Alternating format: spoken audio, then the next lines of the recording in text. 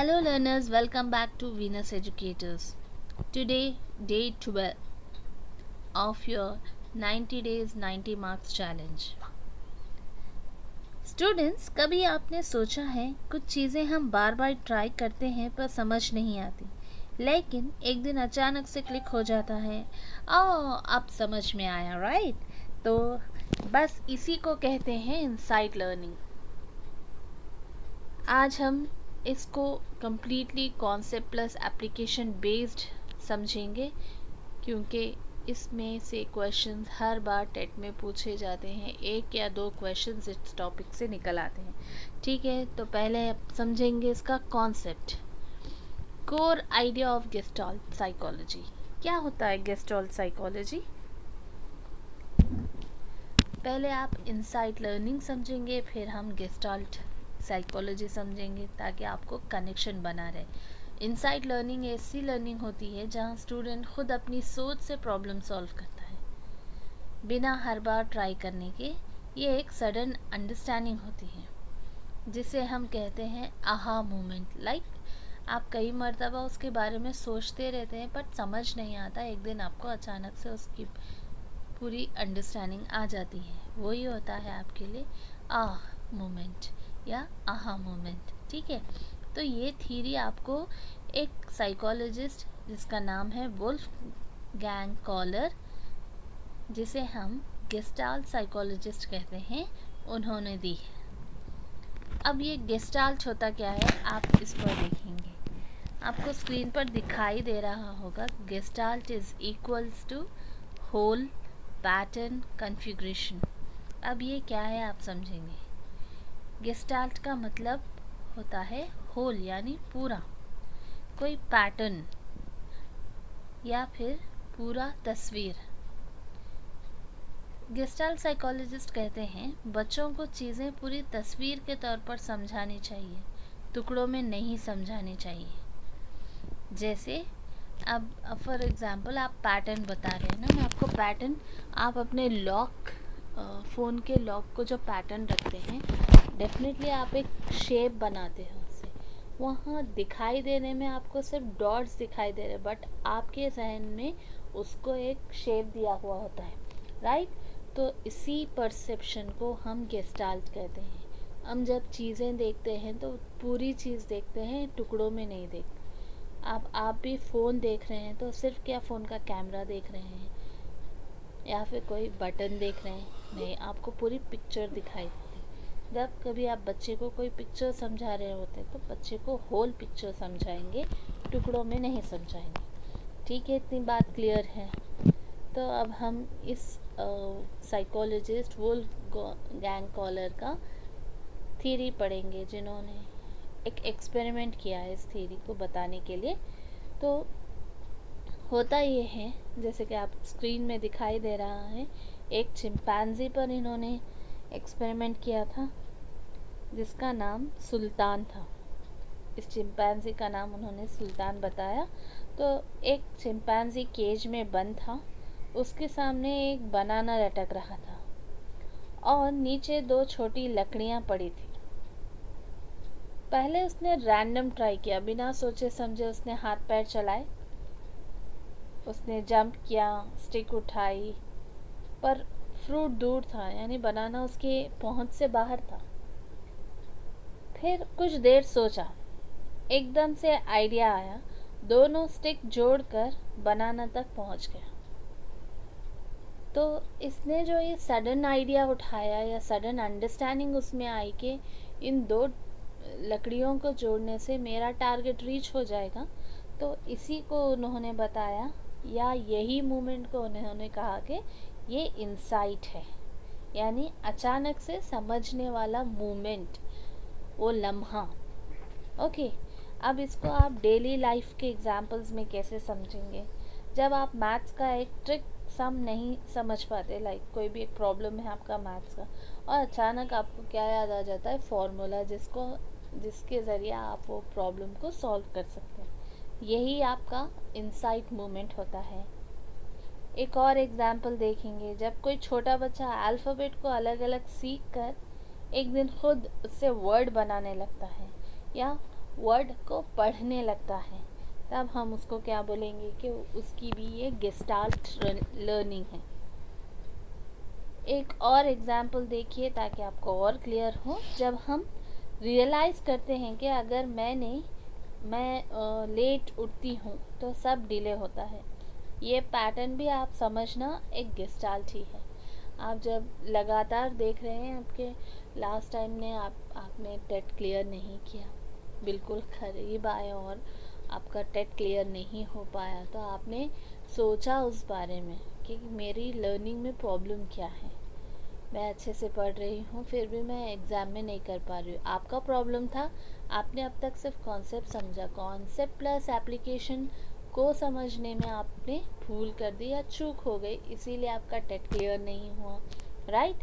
तो अब जब आपको ये बात समझ में आ गई तो ये मूवमेंट आपका क्या हुआ, इंसाइटफुल लर्निंग कहेंगे, इंसाइट लर्निंग कहेंगे, या फिर गेस्टाल्ट लर्निंग कहेंगे। ठीक है, इतनी बात क्लियर है। अब हम कुछ कैरेक्टरिस्टिक्स पढ़ेंगे गेस्टाल्ट लर्निंग की। क्या हो सकती है गेस्टाल्ट लर्निंग की characteristics? suddenness of solution. Learning appears abruptly after cognitive reorganization. आप फॉर एग्ज़ाम्पल आपने क्या किया, आपने अपना प्लग लगाया ग्राइंडर का, ओके, और उसको चलाने लगे। जैसे आपने ग्राइंडर स्टार्ट किया आपको लगा कि पावर नहीं है घर में, ठीक है, तब आप क्या करेंगी, वेट करेंगे, राइट। कुछ देर बाद जब आप सोच रही थी कि अभी तक करंट नहीं आया है, पावर नहीं आया, तब आपको अचानक से लगने लगता है कि अरे मैंने तो स्विच ऑन ही नहीं किया था। ये मूवमेंट है आपका इंसाइटफुल लर्निंग, यानी सडन आपको सोल्यूशन का थॉट आएगा। ठीक है, इतनी बात क्लियर है। अंडरस्टैंडिंग रिलेशनशिप बिटवीन ऑब्जेक्ट्स और एक्शन। आप एक्शन और ऑब्जेक्ट्स के दरमियान क्या सीखेंगी, अंडरस्टैंड रिलेशनशिप बनाना सीखेंगे, ठीक है। जैसे आप कहेंगे आपका और फ़ोन एक ऑब्जेक्ट है और आप एक कुछ सीख रही हैं फ़ोन में देखकर, लाइक एक कोई रेसिपी सीख रहे हैं, तो आपको इन दोनों के दरमियान रिलेशनशिप बनाना आना चाहिए।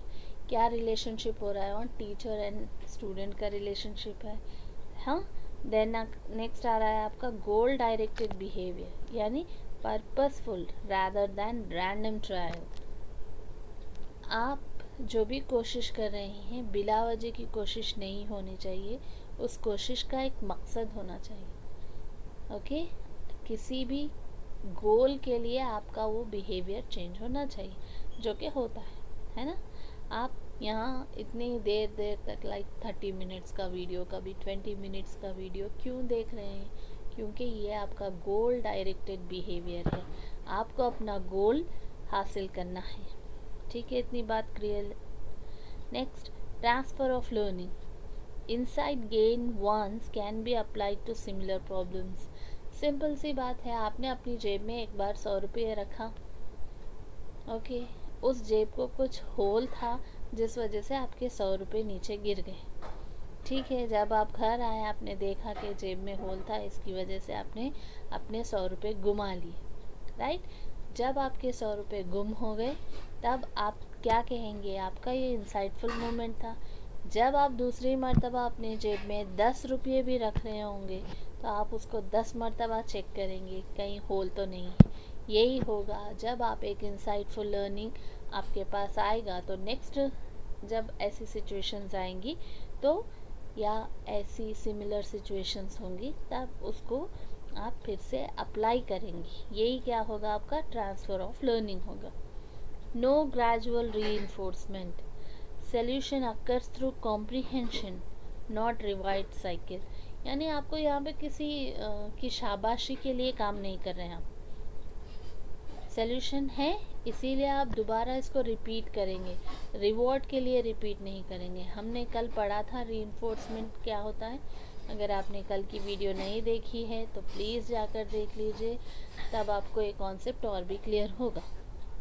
सो नो ग्रेजुअल रीइंफोर्समेंट मतलब आप यहाँ पर किसी रिवॉर्ड की चाहत में कोई बिहेवियर को रिपीट नहीं कर रहे हैं। यानी अभी मैंने आपको बताया, आपको एक इंसाइट आ गया कि जेब में पैसे रखते वक्त आपको क्या देखना चाहिए, कहीं जेब फटी हुई तो नहीं है। ये आप फ्यूचर में भी यूज़ कर रहे हैं, ये किसी रिवॉर्ड की चाहत में नहीं कर रहे आप, ये आपकी प्रॉब्लम का सल्यूशन बन गया है। तो इसको क्या बोलेंगे, no gradual reinforcement. Next thing है प्रिंसिपल्स ऑफ गेस्टाल्ट लर्निंग। अब पढ़ते हैं इसके उसूल। फर्स्ट आता है आपका similarity, law of similarity. Law of similarity किसको बोलेंगे, सिमिलर चीज़ें एक ग्रुप लगती हैं। जैसे अगर मैंने आपको कभी किसी क्लास में बता दिया कुछ मैंगो कहा, फिर मैंने कहा मुंबई, फिर मैंने कहा एलिफेंट, फिर मैंने कहा जापान, फिर मैंने कहा ग्रेप्स, फिर मैंने कहा कुछ टाइगर। अब अगर मैं आपको इन वर्ड्स को बताने के लिए बोलूँगी तो आप क्या करेंगे, इनका क्लस्टर बनाएंगे, एक ग्रुप्स में फॉर्म करेंगे उनको। कैसे फॉर्म करेंगे, आपने मैंगो बोला मैम, ग्रेप्स बताया, फिर आपने मुंबई बोला, फिर जापान बोला, आपने टाइगर बोला, आपने लायन बोला, एलिफेंट बोला, राइट। आप क्या करेंगे, इसको अलग अलग ग्रुप्स में फॉर्म करेंगे। तो ये क्या है आपके सिमिलैरिटी, सिमिलर चीज़ों को आप ग्रुप टुगेदर करेंगे। ठीक है, इतनी बात क्लियर है। नेक्स्ट है आपका प्रॉक्सिमिटी। प्रॉक्सिमिटी क्या होता है, near by items appear related, यानी नज़दीक की चीज़ें रिलेटेड लगती हैं। लाइक टेबल के आसपास रखी आइटम्स एक सेट लगते हैं। जैसे आप अपने डाइनिंग टेबल की तरफ देखेंगे, डाइनिंग टेबल पे रखा हुआ पानी का ग्लास और पानी का जग या दूसरी प्लेटें, आपको सब ये चीज़ें एक सेट लगने लगती हैं। आप उसके स्ट्रक्चर में उसको समझते हैं। क्लासरूम में भी देखेंगे आप, ब्लैक बोर्ड देखेंगे, डस्टर, चॉक पीस, ये आपको एक सेट जैसे लगते हैं। ठीक है, इतनी बात क्लियर है। फिर आपका आता है law of closure. Law of closure क्या है, mind fills missing gap to create a whole. Okay, जब जब आपके पास कुछ गैप्स है, लाइक जैसे मैंने आपको बताया, आपने एक जेड बनाया आपकी लॉक के पैटर्न में, फ़ोन के जो लॉक का पैटर्न होता है, आपने पूरी क्या कहेंगे वो डॉट्स को जोड़ते हुए एक जेड का शेप दिया। तो आप क्या करेंगे, इन गैप्स को जब आप देखेंगे तो आपको वो डॉट्स या जोड़ना समझ नहीं आएगा, आपको जेड दिखाई देगा, क्योंकि वो जो गैप्स है होल्स के दरमियान, वो डॉट्स के दरमियान, आपका दिमाग उसे फिल कर लेता है। जब आप ऐसा फिल करते हैं ऑटोमेटिकली, तो उसको हम कहते हैं लॉ ऑफ क्लोजर। ठीक है, इतनी बात क्लियर है। नेक्स्ट आपका आता है लॉ ऑफ कंटिन्यूटी। दिमाग स्मूथ लाइन फॉलो करता है, जिगजैग में भी फ्लो देखता है। Okay, perception allows you to continuous lines and flows. Okay, कैसे समझेंगे इस चीज़ को, आप क्या करेंगे, देखिए जिगजैग लाइन में भी आप जस्ट फ्लो देखेंगे, ऐसे ऐसे ऐसे करके आप जैसे भी लाइन जा रही है आप उस तरीके से जाएंगे। लाइक आपने मेहंदी डिज़ाइनिंग बनवानी है, आप जल्दी से एक बेल डालेंगे, कैसे बना सकते हैं ये बेल, क्योंकि आपका दिमाग वैसा परसेप्ट करेगा, आपको ऐसी लाइन बनानी है, एक फ्लो में जा रहे हैं आप। ठीक है, इतनी बात क्लियर है। सो ये प्रिंसिपल्स। ओके, एक और रह गया, द लॉ ऑफ प्रेगनेंस। ये बताता है गुड फॉर्म।